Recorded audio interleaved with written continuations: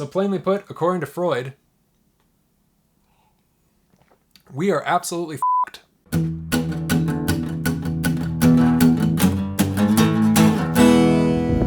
Better than food, man.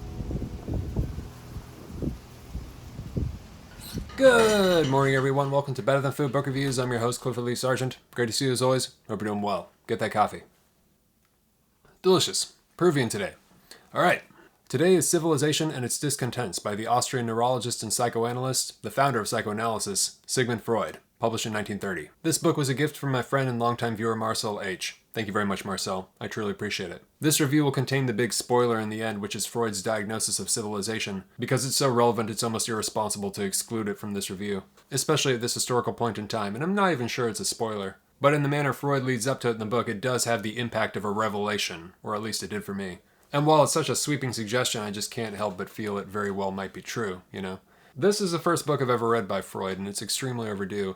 And I gotta tell you, I'm starting to buy into Jung's whole collective unconscious thing or something, because of the direction my gut goes on what to read next.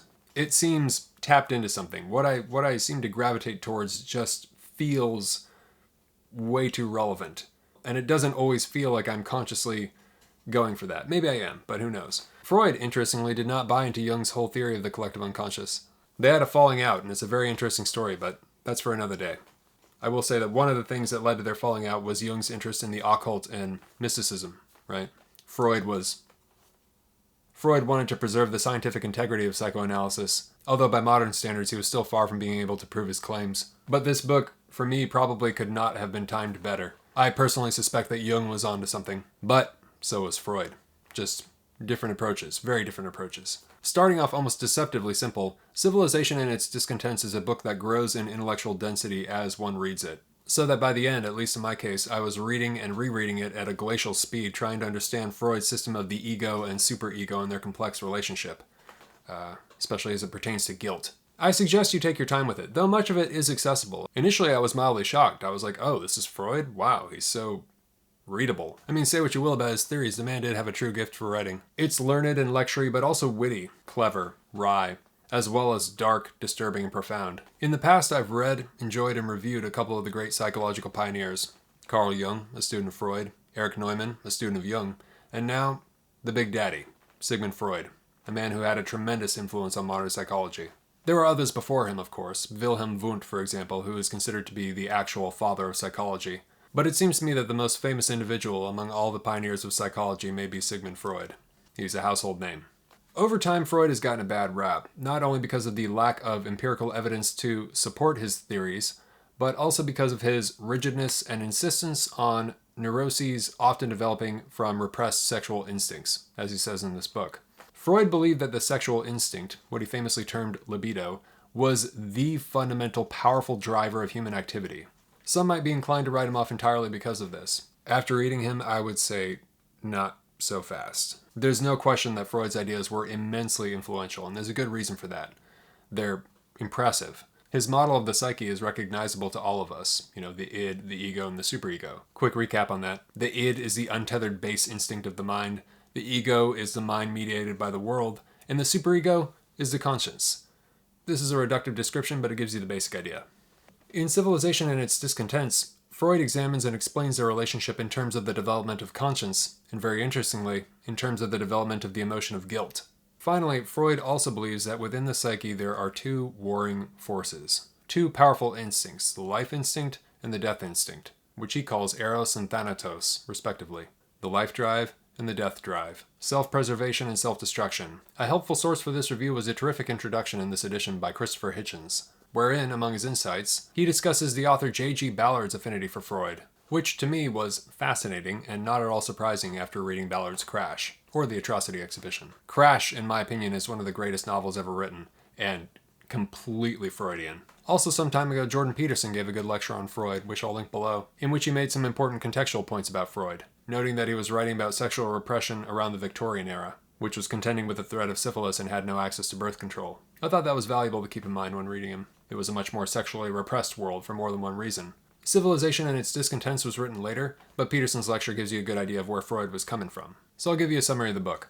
In Civilization and Its Discontents, Freud examines man's contradictory relationship to civilization, discussing among other things happiness, love, freedom, sexuality, aggression, and guilt as they relate to this conflict.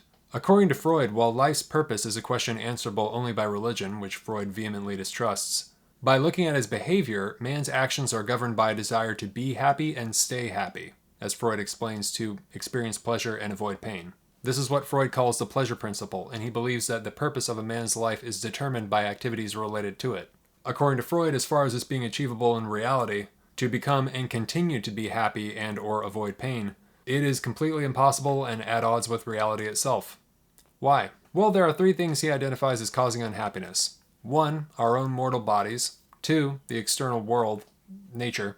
And 3, other people. Freud suggests that the most painful is the third.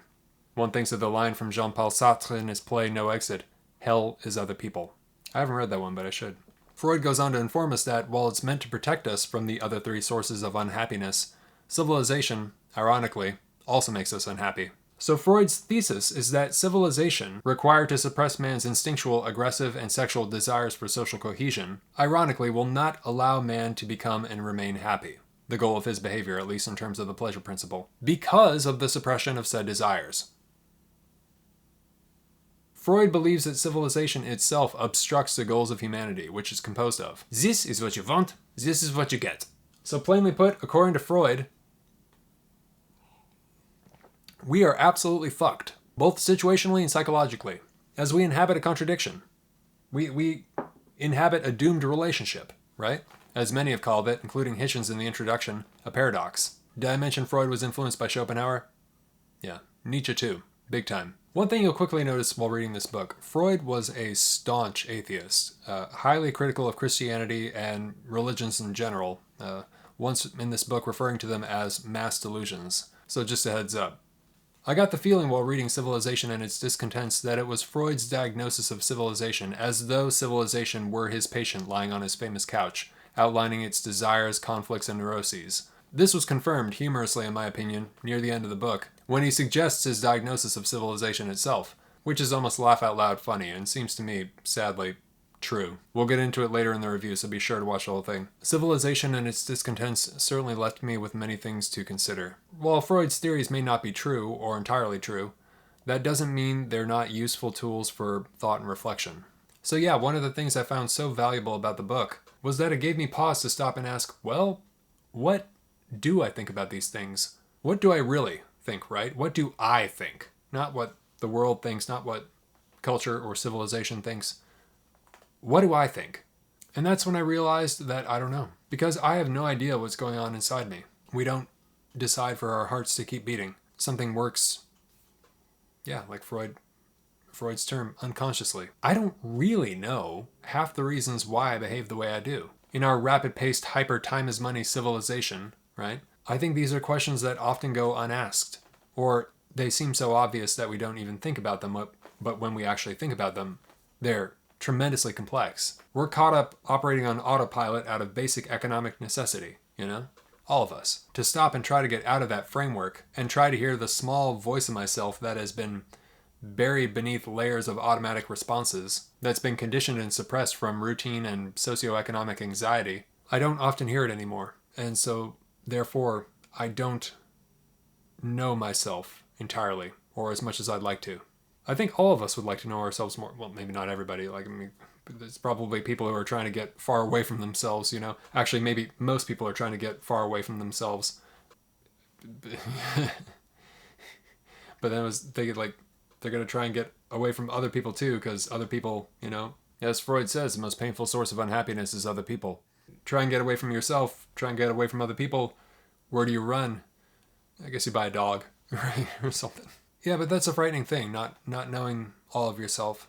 I know parts of myself. We all know parts of ourselves, you know. I have an idea of the role in the game I'm locked in, but I also realize that I don't have a true grasp on the fundamentals of who or what I am, anymore, at least, if I ever did in the first place. Because it's a moving target, you know, dynamic, constantly adapting. In these terms, all of us have a strange dichotomy of doctor and patient coexisting in the same mind and body. We're all manifestations of a dynamic and lifelong interrogation. Freud himself performed self-analysis. See, all this might make some people uncomfortable, but for me, personally, thinking about this process is absolutely fascinating. And honestly, a thrilling concept or series of concepts to meditate on. Because you begin to realize as you read this book, you are constantly in the process of discovering what it is that you are all throughout your life. And, don't you want to know? That's kind of like where my mind goes. You're never going to know it all, right? There's so much there to work with. There's so much to discover and figure out and understand. And you can be guaranteed you'll never run out of discoveries because you will never entirely know yourself. No man or woman ever has. But the ones who come closest seem to be the most admirable. So the fact that Freud managed to develop a theory, of any kind, to investigate any of this at all, is tremendously impressive to me. Because it's so hard to grasp, it's difficult to even talk about it. It's so seemingly ethereal and constantly shifting, right? And what do you hold on to? And it's that's why psychology has gotten flack, because it's not like other sciences, it doesn't have the same ability to be measured, right? So, now to take that theory and apply it not only to the individual, but also to the collective, that's a hell of an ambitious scope. We'll see what his diagnosis is in a bit. Freud discusses ideas in this book that are generally obvious, in a way that even he, within the book, admits made him feel self-conscious while writing it. While part of the ideas may indeed be obvious, essentially common knowledge, his response to them in many cases is anything but common, or intuitive, and in my opinion highly valuable, even if they turn out not to be 100% true. Because he built a theory and a framework that was at least an attempt to examine an extremely murky subject, the mind. The mind of the individual and the mind of the collective. So I found this book incredibly valuable as a catalyst for reflecting on my own psychological processes. It gave me tools to think about how and why I behave the way I do. Not saying it's correct. Very well may not be, and there are certainly plenty of people out there who would say it is not, and you should listen to them, because they might be right. But it is a system, and it's a system for something that was very, very difficult to study and measure and speak about, So it's incredible, really, when you think about it, how little he had to work with and how he was able to develop this. For me, one of the most impressive theories Freud puts forth in this book is his theory regarding the development of guilt, which he calls, as he writes in the book, the most important problem in the development of civilization. Freud's theory is that guilt is a mechanism whereby, as he puts it, bad instincts can be suppressed in the individual. Thus, it's a tool used by civilization for its survival, but it's problematic. As Freud tells us, guilt arrives when one commits an action that risks, as he puts it, the loss of love from others. In the book, Freud writes, "The tension between the harsh superego and the ego that is subjected to it is called by us a sense of guilt. It expresses itself as a need for punishment. Civilization, therefore, obtains mastery over the individual's dangerous desire for aggression by weakening and disarming it, and by setting up an agency within him to watch over it, like a garrison in a conquered city." So as Freud says in the book, the conscience, the superego, having internalized the external authority from civilization, breaks the dividing barrier between civilization and individual, and sets up an internal panopticon-like surveillance on the ego, via the superego. Inescapable, continually suppressing not only bad actions but also bad desires, to the point where the mere thought of expressing one's bad instincts makes one feel guilty. As Freud writes in the book, thus we know two origins of the sense of guilt. One arising from the fear of an authority, and the other, later on, arising from fear of the superego. The first insists upon a renunciation of instinctual satisfactions. The second, as well as doing this, presses for punishment, since the continuance of the forbidden wishes cannot be concealed from the superego. So what does this all mean? Well, to borrow a few Orwellian terms, it means Freud believes we develop our own internal system wherein we punish our own wrongthink. We are our own big brother. And as he explains, in some cases, in a sense, he believes that the more good we try to be, the more we punish ourselves. It's so impressive because with this theory, and it is only a theory, he's revealing this process of conditioning within all of us. This psychological development that I suppose would be obvious to anyone if they stopped to think about it. And most of us would probably say something along the lines of, sure, it's got problems, but it's for the greater good. That is, suppressing aggressive instincts so we can all get along. But then, to Freud's whole point, if it's suppressing instincts to a degree that's driving us all insane, if it's conditioning us in a way that we didn't consciously choose, something that is, to employ a term Freud frequently discusses, unconscious to us, and that we might not agree with if we were to stop and think about it, what's really going on here? What's happening inside of us, and why? When he talks about the most saintly types of people being the ones who psychologically punish themselves the most because of their overwhelming sense of guilt from their tyrannical superego that grows stronger with each repression of an instinct, this seems completely accurate to me. I obviously am not a saint, but I have a slightly neurotic nature, and I think it has something to do with this psychological dynamic at play. My wife suspects it's from constant scrutiny on YouTube and my concern with what others will think, and I think she's completely right. To put it in Freudian terms, I think my superego has been molded from having an audience on YouTube, as not only my ego, but also my income is dependent on being liked. Literally. And if you could soothe my anxiety by hitting that thumbs up, I'd appreciate it. It's a weird world, isn't it? The kindest person I have ever met, the closest thing to an actual saint, who is religious, and helps a lot of people but is constantly concerned with their needs, struggles with a similar thing. We could actually recognize our own behavior in each other. Nothing extreme, just a kind of like an excessive politeness. It was really interesting. So this is a thing, you know? It's like you can see it. But in my case, in Freudian terms, it's clear that it's the fear of the loss of love from other people. With her, it's fear of the loss of love not only from them, but also from God. So I've got it easier. So this is just one of the reasons why Freud believes civilization is counterproductive to man's desire for happiness. As he writes in the book, the price we pay for our advance in civilization is a loss of happiness through the heightening of the sense of guilt. That's heavy. And Freud suggests that this guilt of civilization may have begun with the crucifixion of Jesus, and also that it isn't limited to the individual, but also to entire peoples. I thought Freud missed an opportunity here during his writings on guilt to bring up Dostoevsky's Crime and Punishment and Raskolnikov, the protagonist of Crime and Punishment, who is destroyed by his guilt, driven into a state of feverish paranoid madness after having committed murder. Freud loved Dostoevsky, I discovered, and I was wondering, wow, why didn't he bring him up? But then I thought about it more. Not to spoil it if you haven't read it, just skip ahead a few seconds if you're planning on doing so and don't want to know the ending. My theory is that he didn't bring up Raskolnikov because Raskolnikov turned to God in the end. Yeah, that's where I would place my money. Because that would not sit well with Freud at all. I think Freud is notorious because of his fixation on what he called the Oedipus complex as a source of neuroses in his theories. Having been inspired by the myth of Oedipus and the play that portrays it, Oedipus Rex by Sophocles. I haven't read it yet, I should. That whole killing your father to sleep with your mother thing. The origins of bad family dynamics. So yeah, Freud does put heavy emphasis on sexuality as a source for neuroses. It's true. And sure enough, in this book, Freud does give a mic drop line about incest, wherein he suggests that the prohibition of incest was, as he writes in the book, perhaps the most drastic mutilation which man's erotic life has in all time experienced. And then he just completely abandons further explanation in a manner that I found hysterical, as if that line speaks for itself. It's like, bro, you can't just say that and move on, but he does. It's crazy. You are unhappy because it is clear that you are suppressing the desire to have the sexual relations with your mother. Perhaps it was written in a manner assuming that the reader was already familiar with his theories, but it was such a bizarre declaration that came out of left field it was comedic. The ideas in that chapter are from his book Totem and Taboo, so I suppose if we want to know more, we should go read that. This is all to say that, fascinating as he is, I'd take Freud's ideas with a heaping grain of salt. Also, he uses the word man or men throughout the book, but I'm assuming he's actually talking about individuals, men and women.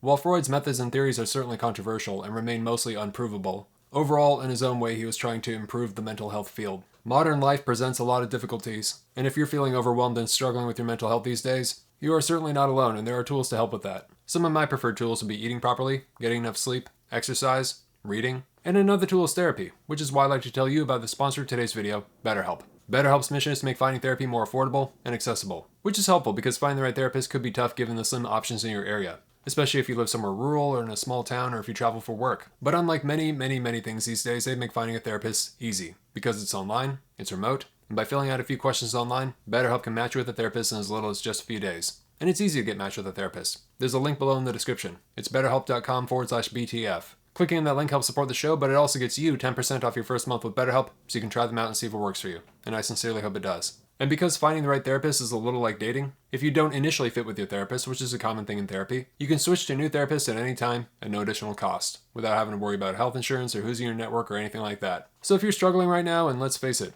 who isn't? Please consider online therapy with BetterHelp. And thanks again to BetterHelp for sponsoring the show. Freud believes that civilization represents the battle between Eros and Thanatos. In the book, Freud writes, "And now I think the meaning of the evolution of civilization is no longer obscure to us. It must present the struggle between Eros and death, between the instinct of life and the instinct of destruction, as it works itself out in the human species. This struggle is what all life essentially consists of, and the evolution of civilization may therefore be simply described as the struggle for life of the human species."